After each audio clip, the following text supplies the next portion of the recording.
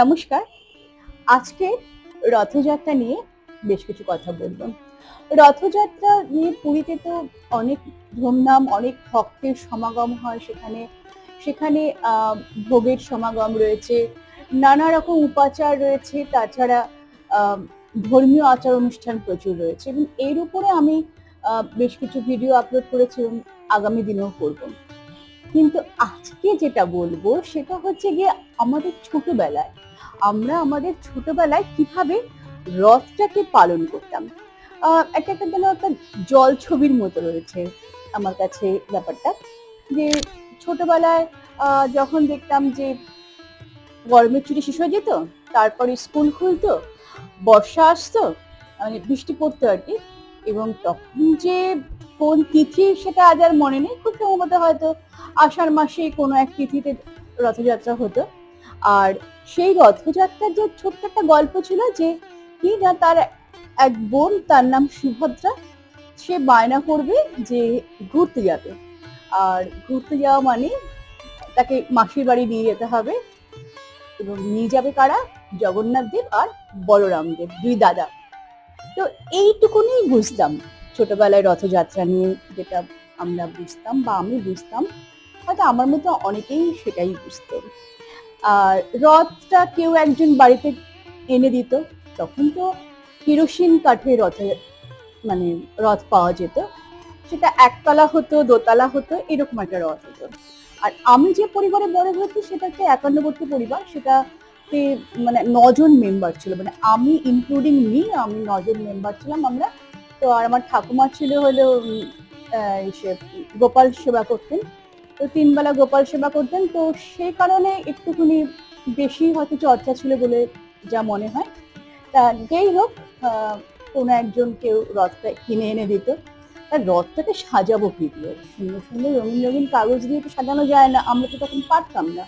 তো ঠাকুমা সেটা করে দিত। মানে আমার ক্ষেত্রে আমার ঠাকুমা করে দিত এবং অন্যান্য বাচ্চাদের ক্ষেত্রে তাদের ঠাকুমা, দিদিমা বা জেঠিমা, মানে প্রত্যেকটা পাড়ায় ওই সময় একজন সার্বজনীন জেঠিমা থাকতো। যাদের কাছে সমস্ত বাচ্চাদের হিসাব থাকতো যে কোন বাড়ির বাচ্চা কোন ক্লাসে পড়ছে, কোন বাড়ির বাচ্চা কি করছে না করছে। সেই জেঠিমারা কিন্তু প্রত্যেকটা বাচ্চাকে সেই রথের দিন ফুল দিয়ে যেত। হ্যাঁ, আর ফুল যে তখন বাজারে কিনতে পাওয়া যায় সেটা আমার জানা নেই। তখন জানতাম না। তো যাই হোক, ঠাকুমা খুব সুন্দর করে রথটাকে সাজিয়ে দিত এবং অন্যান্য বাড়িতেও কিন্তু রথটাকে সুন্দর করে ওই কেরোসিন কাঠেরই রথ, খুব বেশি হলে একতলা, ছোট হলে একদম, আর বড়দের একটু দোতলা বা তিনতলা, এই হচ্ছে রথের মেইন ব্যাপার। তাকে সুন্দর করে কোনো রকম একটা রঙিন কাগজ দিয়ে সাজানো হতো।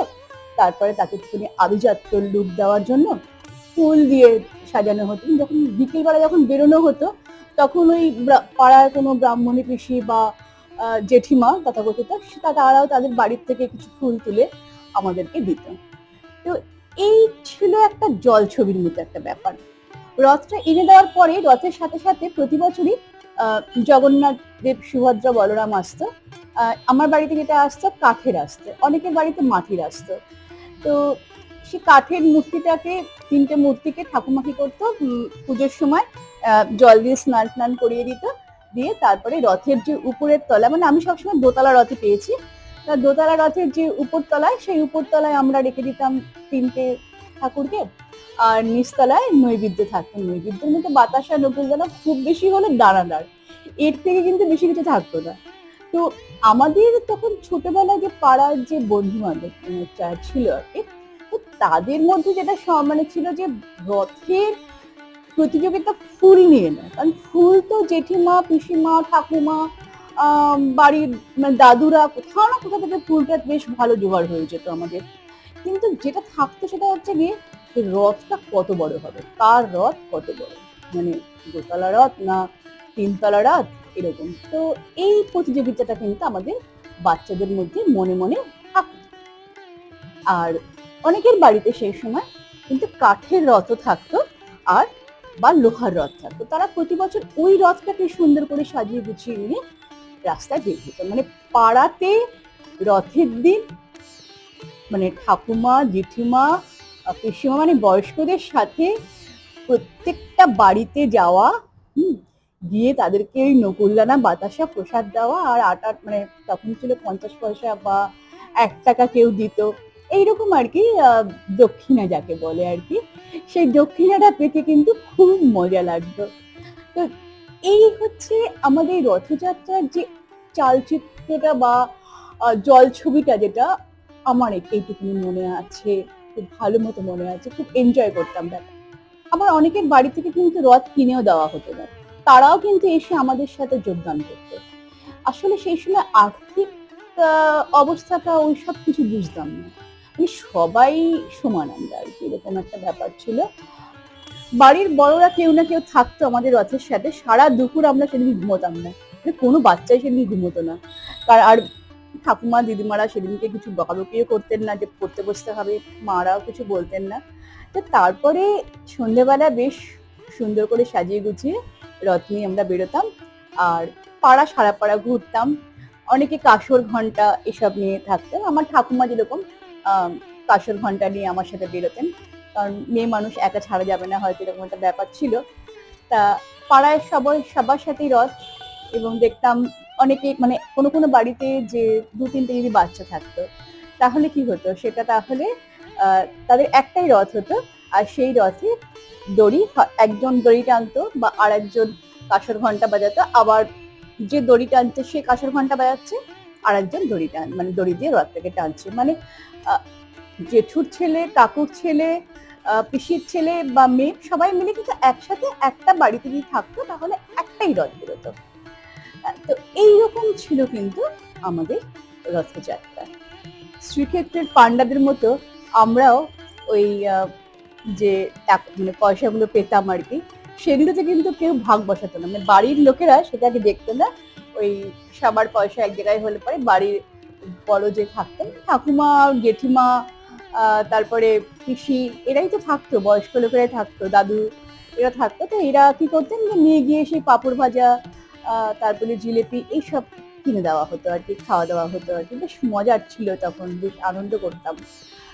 তা অনেকের রথ এই সময় আবার কি হতো যে এতটাই আমরা অপটু ছিলাম যে রাস্তায় চলতে চলতে গিয়ে দেখা যেত যে রথটা ভেঙে চুরে দশরথের মতো একদম ভঙ্গুর হয়ে গেছে। তখন ওই ঠাকুমা, দিদিমা বা পিসি যারা থাকতো আশেপাশে, মানে পাড়ার বড়রা আর কি, একদম খুব সুন্দর করে আমাদের এই যে ছোটরা যে রথ নিয়ে বেরোতাম, তাতে কিন্তু তারা খুব আনন্দ উৎসাহের সাথে আমাদের সাথে যোগদান করতো, এবং ইয়াং ব্যাচটা করতো না, মানে বাবা কাকাদের ব্যাচটা করতো না, কিন্তু তারা কিন্তু করতো, ঠাকুমা দিদিমা এরা, এবং আমরা খুব এনজয় করতাম। তারাই যদি যাদের রথটা ভেঙে যেত বা ঠাকুরটা একটুখানি সরে টরে যেত, তারাই ঠিকঠাক করে দিত, কারণ আমরা যতটা মানে বাচ্চা ছিলাম, আর তখন এখনকার দিনের মতো অতটাও পটুও থাকতাম না। তো এইরকম একটা রথযাত্রার একটা উৎসব আমেজ, হ্যাঁ, মানে পাড়াতে, গোটা পাড়াতেই কিন্তু একটা সন্ধেবেলায় রথযাত্রা, মানে রথ নিয়ে বাচ্চারা বেরোবে, বাড়ির বড়রা কিন্তু সেই সময় যোগদান করতো। এটা কিন্তু একটা দারুণ আনন্দের বিষয় ছিল, মানে আমরা সকলেই আনন্দে মিলেমিশে যেতাম। ছোটবেলায় আমরা ভেদাভেদটা বুঝতে পারতাম না, সবাই মিলে একসাথে আনন্দে সামিল হতাম। এইবারে এখন বুঝতে পারছি যে ছোট রথ আর বড় রথের মধ্যে দিয়ে যে একটা অর্থনৈতিক বৈষম্য বা সাংস্কৃতিক বৈষম্যগুলো ছিল, সেই সময় সেগুলো বুঝতাম না আসলে। এটাই একটা বড় প্রবলেম, যে কিন্তু আনন্দ হবে সবাই মিলে, যারা রথ কিনতে পারতো না তারাও তো আসছে, এসে রথের দড়ি টানতো। তো সেখানে কোনো রকম বাধা নিতে ছিল না, আমার রথ আমি টানতে দেবো না সবাইকে, সবাই মানে আমার রথ তো কি হয়েছে, মানে সবাই টানবে, সবাই মিলে আনন্দ করবে, এরকমই একটা ব্যাপার তখন ছিল। অনেক ছেলেদের দেখতাম ওই পিল্লি ফল বলে একটা ফল পাওয়া যায়, সেই ফলের মধ্যে ঝাঁটার কাঠি গুজে গুজে তারা আবার রথ তৈরি করতো, আর সেই রথে আবার চাকা থাকতো না। তো যাই হোক, সেটা আবার ঘষতে ঘষতে নিয়ে যেতে হতো। তো সেটাও একটা আনন্দ ছিল, মানে সেই রথেও আমরা দেখেছি এবং আনন্দ করেছি, সবাই মিলে সেই রথের দড়ি ধরেও টানতাম, এবং উপর দিয়ে কেউ একজন সাপোর্ট দিয়ে রাখতে, যাতে কোনো রকম ভাবে না ভেঙে পড়ে আর কি, কারণ খুবই তো ভঙ্গুর জিনিস ওটা। আসলে শৈশব সঙ্গ পেতে ভালোবাসে, আর বিশেষ করে একটু বয়স্কদের সঙ্গ, ঠাকুমা, দিদিমা, জেঠিমা, হ্যাঁ, তখন ব্রাহ্মণ পিসিমা, এদের সঙ্গটা কিন্তু শৈশব বেলায় খুব আনন্দের। এটা পেতেই শৈশব খুব ভালোবাসে। আর আহ, সবাই মিলে আনন্দ করব, একসঙ্গে উৎসব পালন করব, এটাই তখন একমাত্র লক্ষ্য। যদিও এটাই যে কোনো উৎসবেরই লক্ষ্য হওয়া, যে কোনো উৎসবের এটাই লক্ষ্য হয়, সকলেই এখন যে যার মতো করে উৎসব পালন করে এবং যে যার মতো করে ধরনটাও খুঁজে নেয় যে উৎসব পালন করার ধরন। এখনো কিন্তু ছোটদের মধ্যে এই রথ চালানোর রেওয়াজটা রয়ে গেছে, তাই বাজারে অনেক রকম রথ পাওয়া যায়, প্লাইউডের রথ, আরো ভালো ভালো কাঠ দিয়ে রথ, সুন্দর সুন্দর রথ কিনতে পাওয়া যায়, সেখানে লাইটিং এর ব্যবস্থাও থাকে, সেগুলো হয়। কিন্তু সেটা কিন্তু আর উৎসব নেই, মানে পাড়া প্রতিবেশী সম্মিলিত যে উৎসবটা, সান্ধ্যেয় যে উৎসবটা আমরা ছোটবেলায় পালন করেছি, সেটা কিন্তু আজ আর নেই। সেটা খানিকটা দাঁড়িয়ে গেছে বংশানুক্রমিক ঐতিহ্য রক্ষা আর আহ, পারিবারিক ধর্ম প্র্যাকটিসের মধ্যে দিয়ে।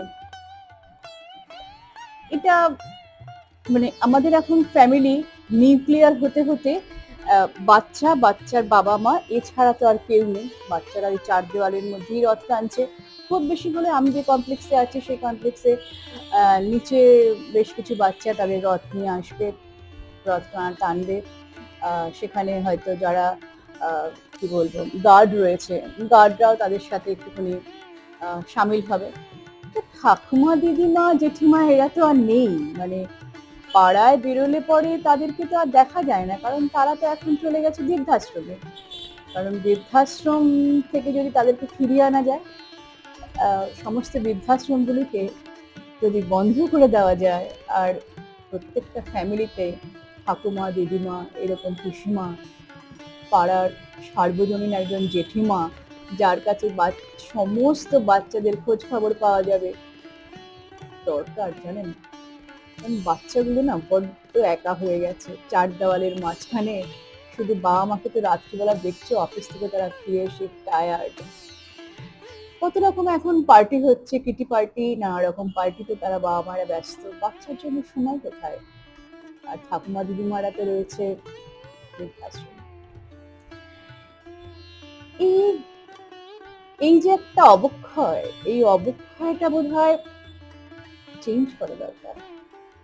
কারণ শৈশবটা হোক শৈশবের মতো করে, শৈশবে যাদের খুব দরকার, ঠাকুমা, জেঠিমা, পিসিমা, এদের এদের খুব দরকার, এদের ভালোবাসা, এদের স্নেহ, এদের একটু আহ্লাদ, এদের